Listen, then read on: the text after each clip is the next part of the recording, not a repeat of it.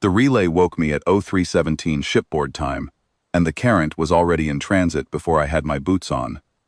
That is the part people always want explained. They assume a human hand authorized the diversion, a captain's order, a navigator's judgment call, some officer sitting in a darkened watchroom who read the signal, understood what it was, and made the decision. There was no such officer.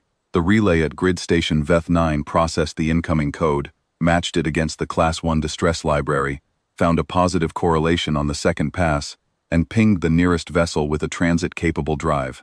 The Carrant was 6 hours into a passive grid maintenance rotation, minimum crew, nobody awake except the duty watch. The duty watch is an automated system. By the time I reached the bridge, we were 11 minutes out from our new heading, and nobody aboard had read the signal source yet.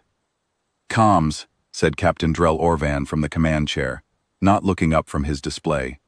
He had the tone of a man who had been awake for perhaps 90 seconds and was not pleased about it. "Tell me what we answered."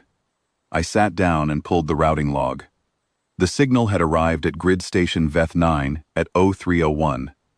Entry format: standard Class 1 beacon compression. The universal distress encoding that every spacefaring civilization within 400 light-years had independently converged on, or been introduced to, over the past 2 centuries. Origin routing header, garbled on the first pass, partially reconstructed on the second. The relay had flagged the garbling as signal degradation, and proceeded anyway, because the Class 1 match was clean. I ran the origin header through full reconstruction. It took 4 minutes. I sat quietly and let it run.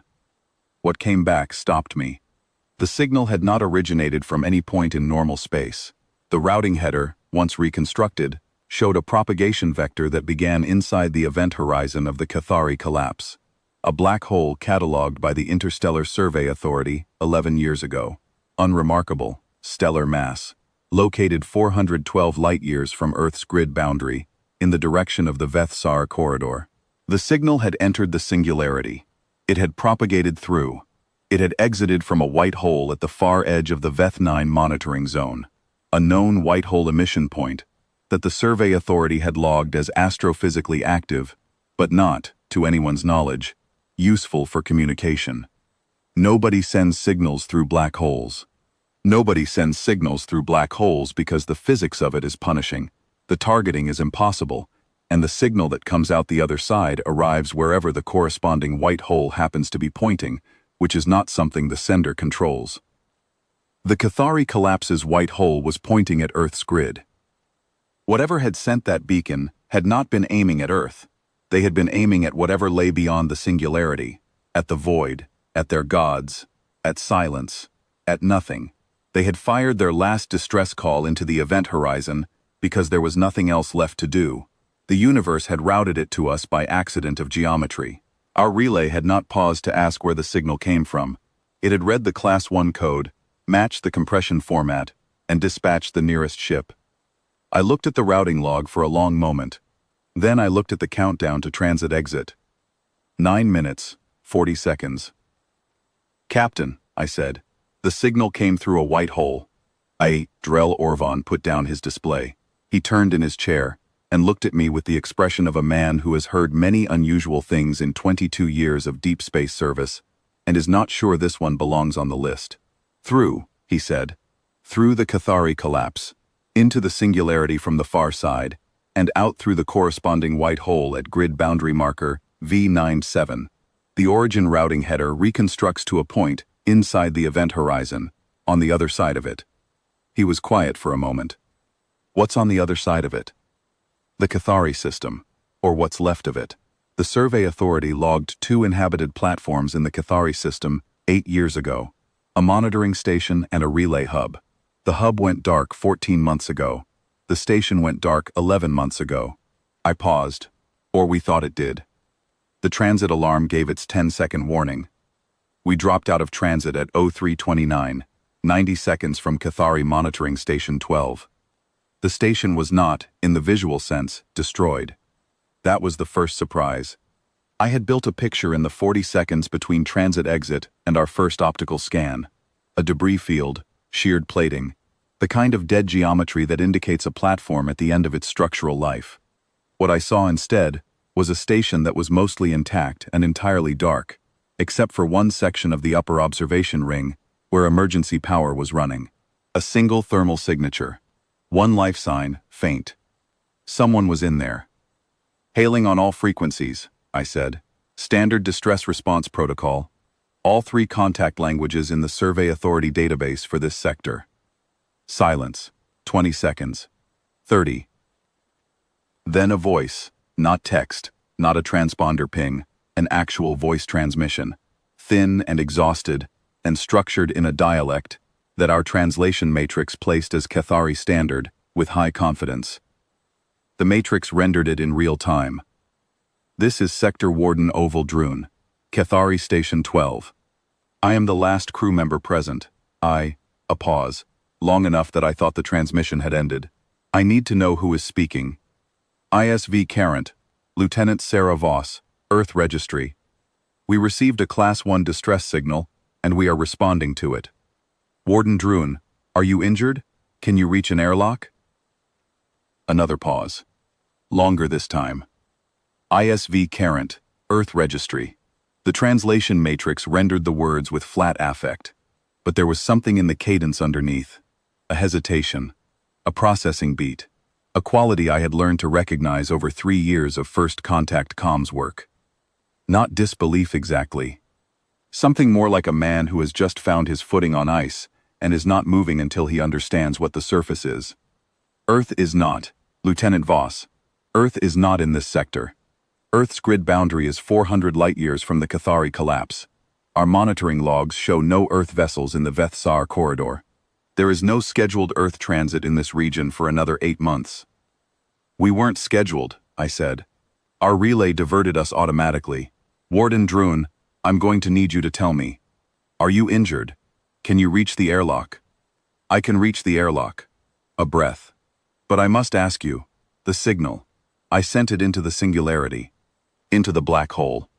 I want to understand how an Earth vessel, how you received it on the other side. We'll explain everything once you're aboard, I said. Airlock status, can you pressurize? Yes. Yes. Another pause, shorter. He was moving now. I could hear the change in the transmission's background acoustics. Lieutenant Voss, I sent the signal into the singularity. I was not aiming it at Earth. I was not aiming it at anything. I was aiming it at the void. We know, I said. You know. The routing log shows the propagation vector. The signal went in through the black hole. It came out through the white hole at our grid boundary. Our relay logged it as a Class 1 match and dispatched us automatically. Nobody authorized it. Nobody reviewed the source. The relay read the distress code and sent the nearest ship. There was a silence after that, which I have thought about many times since. I have tried to imagine what Ovel Droon was looking at during that silence. The viewport of the upper observation ring on Cathari Station 12 faces outward along the Veth-Sar corridor, toward the grid boundary where the white hole sits. He would have seen our hull. The Carent is a survey-class vessel, not large, weathered from 6 months on the passive grid rotation, no particular visual drama to it. A human ship. A ship that had no business being here, had no knowledge of the Cathari collapse until 30 minutes ago, had been in transit before any living human had read his signal, and had arrived because a machine on a monitoring grid, 400 light-years away, had matched his distress code and pointed the nearest hull in his direction. He had fired his beacon into a singularity aimed at his gods. An automated relay on the wrong side of a white hole had logged it as paperwork. I can reach the airlock, he said. I will need assistance with the record core. The records of this station, 11 years of observations. They should not be lost with the station. That is why I stayed. I was trying to transfer the record core to the beacon before He stopped. I ran out of time. The transfer was incomplete. We can take the record core, I said. You can take the record core. Again that processing pause in the cadence. Lieutenant Voss, how many crew are aboard your vessel? 9, including myself. 9. A breath. I fired that signal expecting nothing. I want you to understand that. I did not know this was possible. The physics of it. To aim at the void and reach Earth's grid. I would have said that was not achievable. I would have said the white hole output point was random. I had no expectation of an answer. The output point isn't random, I said. It's determined by the geometry of the collapse. The survey authority logged the Cathari white hole's emission vector 8 years ago. Nobody checked whether it was pointing at our grid boundary, because nobody expected anyone to fire a signal into the Cathari collapse. He absorbed that. Nobody, he said. Nobody. Another silence. Then, quietly, with a precision that the translation matrix rendered very cleanly, so Earth was in the path of the output, not because I chose it, because the singularity chose it. And our relay chose to answer. We brought him aboard 40 minutes later. The record core was a dense, heavy thing. Cathari optical lattice storage, 11 years of monitoring data from the best position in that sector for observing the collapse and its surrounding field phenomena. Ovel Drun carried it himself. He was tall by human standard, gray-skinned, slow-moving in the way of someone who has been on emergency rations for too long, but his hands were steady on the core housing.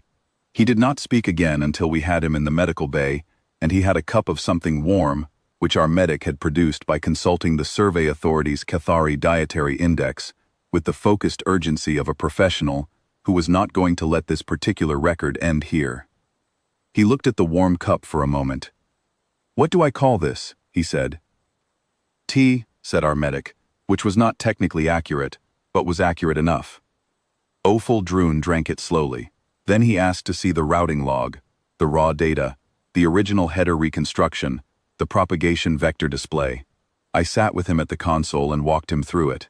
He studied the white hole emission geometry for a long time.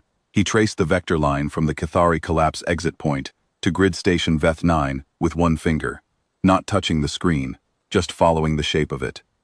The geometry was always there, he said. Yes? We observed this white hole for 11 years.